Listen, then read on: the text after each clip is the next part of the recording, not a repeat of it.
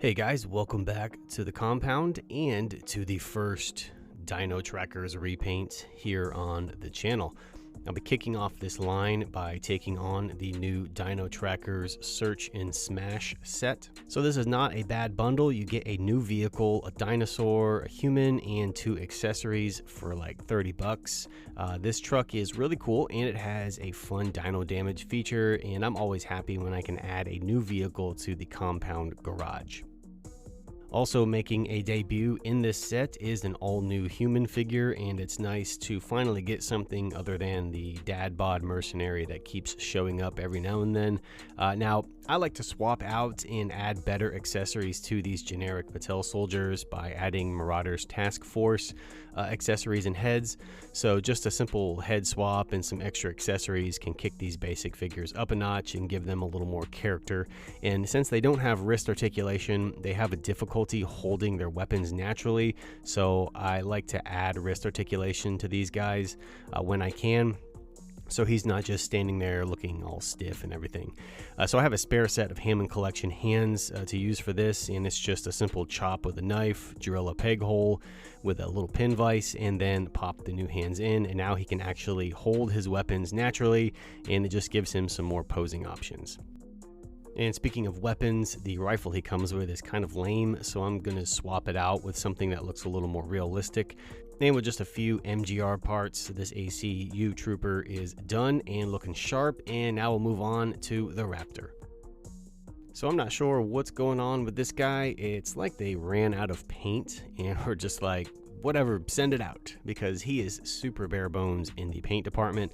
But no worries, that's what the rule of cool is for, to take boring factory decos like this to the next level. So I dig the pale white body, and I like the idea of keeping the black and orange deco. So what I'm going to do is just play off those colors and patterns and just add to them and go for a real wild sort of savage design. So to match the factory orange, I'm going to mix scarlet red and a little leather brown together to make a darker, rusty, reddish orange color.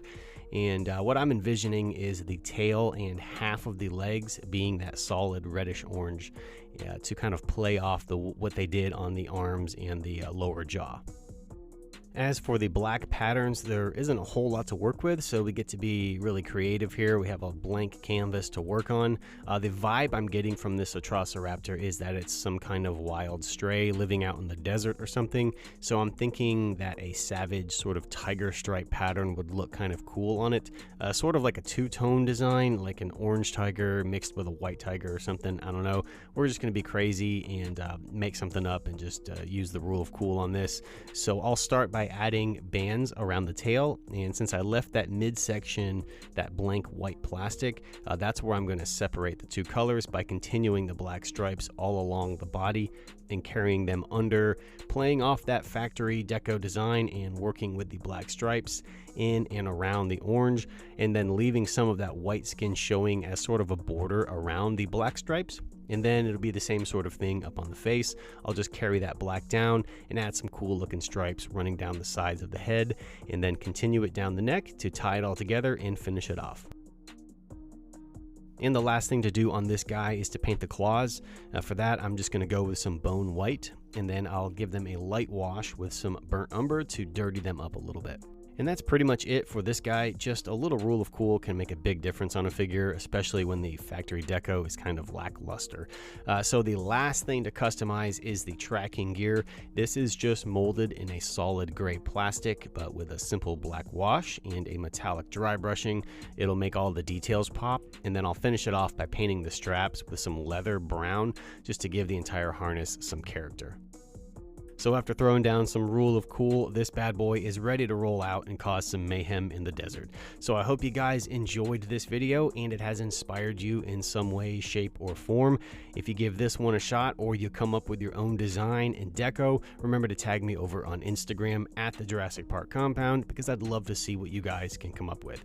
For more Jurassic related content, you know where to find me. Links will be in the description box below. You guys take care, and I'll see you around the compound.